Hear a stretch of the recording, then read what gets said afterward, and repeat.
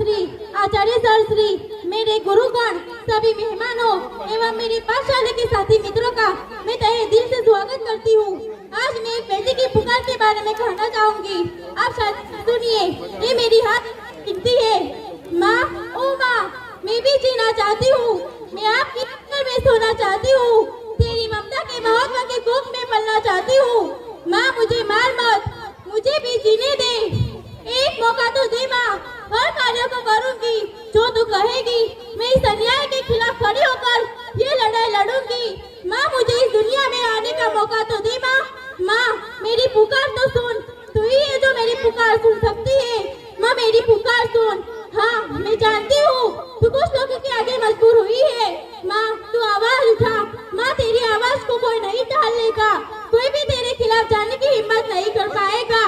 माँ, तू एक बार आवाज उठा कर तो देख। माँ, मुझे जीने का मौका दे। एक बेटी इस तरह पुकार करती है, लेकिन कुछ लोगों की स्वार्थी और डाकियानी सोच के कारण एक बेटी को पैदा होने से पहले ही मार दिया जाता है। कुत्ते उन्हें नोच कर खाते हैं कि यही ये बेटी है। जब आप कहते हैं हमारे घर में बहू आएगी, जब बेटी को पैदा ही नहीं होने दोगे तो कौन सी बहू लेकर आओगे? आप एक बेटी को इस गोल शिक्षा तक की सीमित रखते हैं। आप लोग क्यों कहीं और का नहीं, किसी गांव की एक बेटी का उदाहरण है तो जिसने टेंथ में टॉप किया था, लेकिन जीवन से भविष्य का इस तरह बिना सोचे समझे कत्ल कर दिया गया।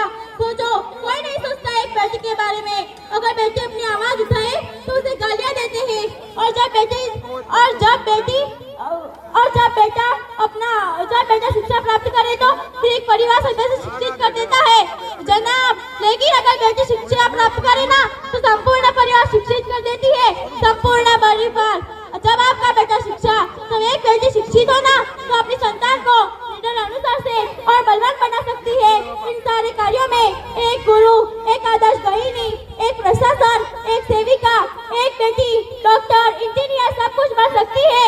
आप लोग बेटी को सिर्फ बेटी मत समझिए। जब बेटी अपनी आवाज उठाए तो उसे गालियां देते हैं, और जब बेटी खामोश रहे, चुप रहे तो कहते हैं हाँ समझदार है। क्यों? हम अपनी आवाज उठाए नहीं जानते, हम अपने अधिकारों के लिए लड़ना नहीं जानते। हम लड़ेंगे भी, हम पढ़ेंगे भी। मैं जीना चाहती हूँ बेटों की तरह, मैं जीना चाहती हूँ बेटों की तरह। ऐसे गद्दारी का ऐलान न समझा जाए, ऐसे गद्दारी का ऐलान न समझा जाए। खाओगे किसकी हाथ की रोटियाँ, खाओगे किसकी हाथ की रोटियाँ, जब बेटे को पैदा ही नहीं होने दोगे, जब बेटे को पैदा ही नहीं होने दोगे। अरे माँ बाप की जिंदगी में भी ऐसा दिन आता है जब उनके जिगर का टुकड़ा नहीं होता, जब उनके जिगर का टुकड़ा नहीं होता। बेटियां भी अपना फर्ज निभाती है,